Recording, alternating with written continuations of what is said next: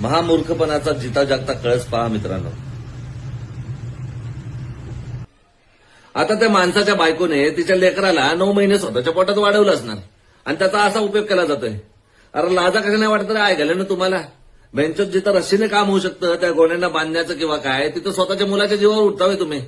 आता तू मध्ये स्पीड वाढवला किंवा ब्रेक मारला अचानक किंवा काय गाडी स्पीड ब्रेकरवरून उडली तर ते मुलगा मागच्या मागे पडलं तर किती वर पडेल ते. आई जवाडे सर यांचं कसं आहे ना, ज्यांना होतं त्यांना कदरच नाही त्या पोरांची. भेंचो झाडू झाले.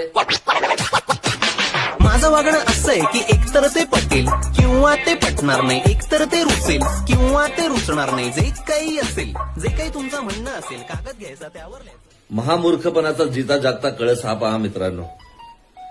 अरे थांब ना, टिक टिक टिक टिक भेंच.